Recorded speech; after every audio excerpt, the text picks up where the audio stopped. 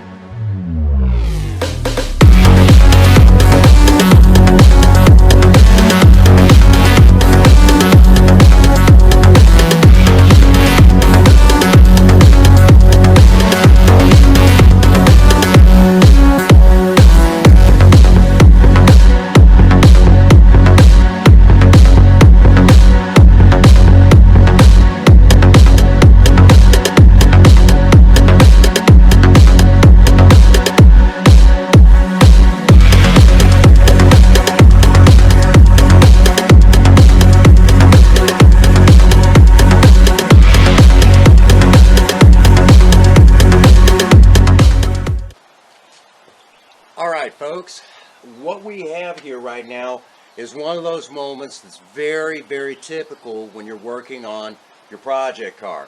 What you might have initially thought was going to be an easy project, you run into sometimes some unusual problems. Well, without getting into too much detail, there's actually a plastic support that goes underneath the radiator. When that, from the filming of this video, remember me talking about hitting the dog that did the damage on this side of Project Lena? Well, that piece underneath broke, so the radiator wasn't sitting as it should have been. As a matter of fact, the hoses were actually holding the dang radiator in place.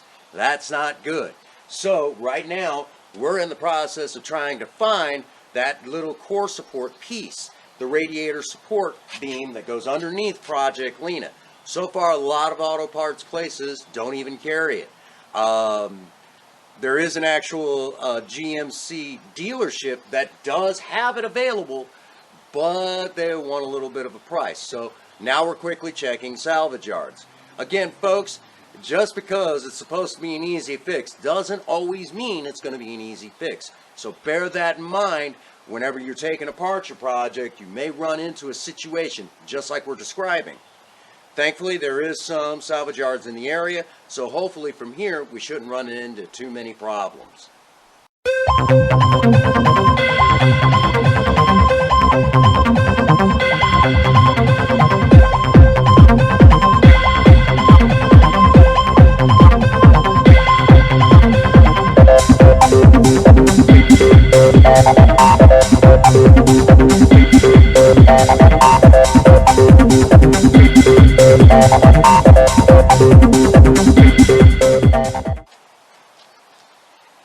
Alright, real quick folks, let's talk about this cooling fan system that is right here on Project Lena. Now this fan system is dual fans, so we've got the 1-2, 1-2. Over time these will wear out. These still work to the best of their ability. When you hear a vehicle, when you shut it off and the fans are still going, there's something to do with the coolant system. Your engine is overheating. Now with more modern engines dealing with aluminum heads and in some cases aluminum blocks, if you hear that, you immediately want to service that that entire coolant system. Figure out what's causing the overheating issues. It could be something as simple as a leaky hose, or it could be something as simple as maybe the thermostat is sticking, or there could be a leak somewhere. Find out what's causing it and get to it as soon as possible, because the last thing that any of you want to deal with is an engine going belly up on you.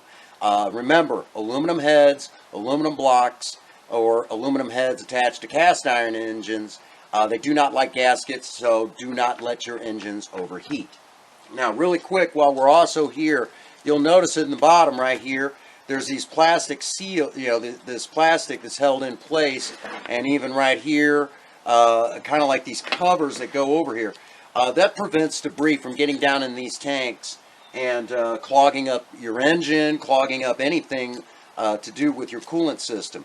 Make sure the antifreeze going back in is somewhat new, and make sure that when doing this, make sure that that nothing gets down in there. So we will not be taking these off until it comes time to start putting the hoses on, or a little bit before. We do not want anything to possibly slip inside these tanks. Along with that, the fittings for the transmission lines connect in here and here on the radiator. These are actually kind of screwed in. You tighten them up real good. Sometimes you have to use some sort of a sealant tape of some sort to kind of prevent any possible leaks. But now would also be the time that while these lines are loose, you're going to have some drippage. You're going to lose some of your transmission fluid. Make sure that you've got the proper transmission fluid to top it off with when that happens, because if not, your transmission's going to be low, and if your transmission's low, your engine's not going to be your transmission's not going to be shifting properly. You'll notice a serious problem with the shifting, which adding brand new transmission fluid right now would also be a great idea which is very interesting on Project Lena. So there is my little rant, going over a couple things. This again just kind of clips into place.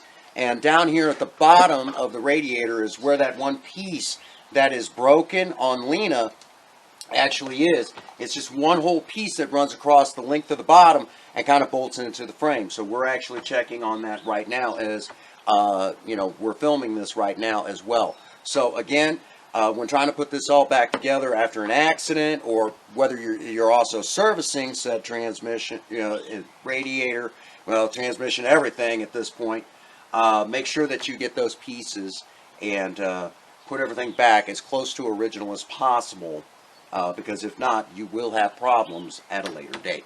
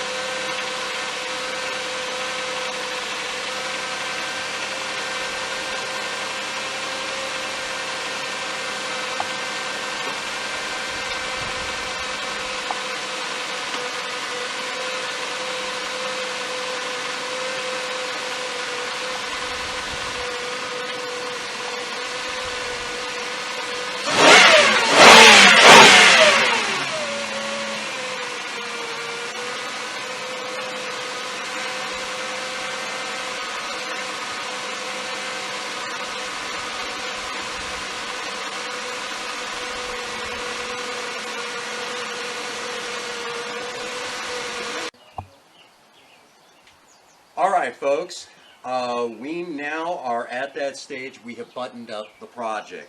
The new radiator is in place and we have checked the fluid levels. We did lose some of the transmission fluid.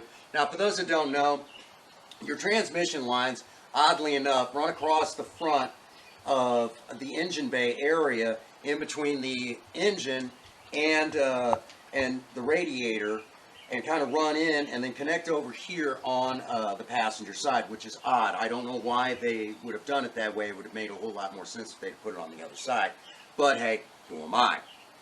And we did run into the problem, obviously, earlier in the video, the cross member piece that actually holds the radiator up where it's supposed to be.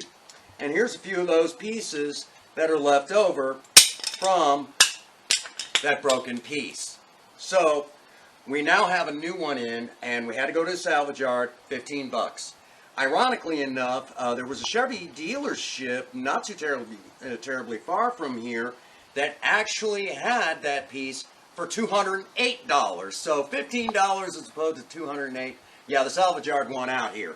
Okay, so we've got that now fixed. And of course, we made some minor adjustments left over from the accident with hitting that dog over here on the passenger side. So that is now fixed. Along with that, I will tell you all, when hooking up transmission lines, make sure they go in straight. We did have some difficulty where one of them tried to cross thread. We got lucky. It sealed up very well. Not a drop. And she's now holding antifreeze very well. And again, we went with the usual deck school and picked up the concentrate. And of course, I had to then do my usual, where I put half in one jug, half in another, so we have plenty for later. Again, folks, I know that the 50-50 mix is out there, but remember, above everything, maintaining a vehicle is not cheap, especially in today's economy, as the making of this video, 2022. And I'm going to just say it. You know, if you can save yourself a couple of dollars, you know, I paid, you know, for the concentrate, and for an extra gallon, you might as well say I paid an extra $4 more. And to me, pound for pound, that beats convenience any day of the week. So we now have the new radiator in place. The fans are back on. Everything is hooked up as it would have been from the factory. Unfortunately, we will have some more bits and bobs to replace and repair as time goes on. And we even took a little time and actually cleaned up the ram air scoop. So that is now taken care of as well. And it looks pretty doggone good. With a little bit of effort, we can actually remove this later and paint it, which that is on the agenda. But we'll do that back at HQ at a later date. But for right now, we are now set. Project Lena is back up to snuff. No more leaking antifreeze all over creation. And the next step in the coolant system will, of course, be to replace the thermostat, which is over here. So, again, I hope all of you found this somewhat informative. There are videos out there that do a much better job than we would do here on the Prince Magnum channel of explaining that. But I'll be absolutely honest with you. You're welcome to watch those videos, but really what this is all about is showing that with a little bit of time and a little bit of effort, you too can put your own project back together as it's meant to be, so you can enjoy going, you know, doing what it is that we all do. And of course, it'll still take you back and forth to work. So here we are. All right. So that brings us to a good stopping point for this particular video. If you enjoyed it, smash the like button. If you're not subscribed to the Prince Magnum channel, you're missing out. You're missing out. Because we try to provide content like this and several other crazy ideas that we get in our head to you guys on a regular. But maybe after a subscription, you'd like to support the Prince Magnum channel a little bit yourselves. Well, that's actually pretty easy to do. Get on over to Patreon and become a member of the High Mileage Club. For $1 a month, you can contribute to putting back into project cars just like Project Lena and Project Spirit. Yeah, we'll get to her soon. Okay? But along with that, Maybe you'd like to have something to hold in your hand. Well, we got the Teespring store, and there's plenty of merchandise to choose from. And of course, we are looking into getting some other neat, nifty little stuff to add into said Teespring store. So keep your eyes peeled, okay? We'll announce it later. But in the meantime, get out there and work on a project. I don't care what it is. Just do something with yourselves. Remember, idle hands and a creative mind go together like oil and water. If you have a sweetheart, sweep them off their feet and do something special for them today. And as always, for every last one of you out there, if no one out there has told you that they love you today, Prince Magnum does. God bless you, and have a happy 24. Thank you.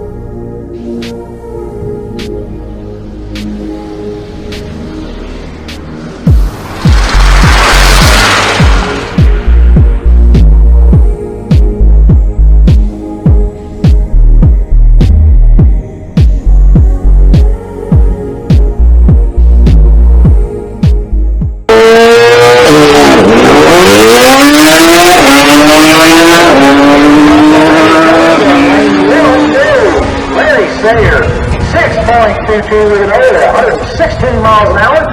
And right now, good time to go get a hot dog while we wait for Cam.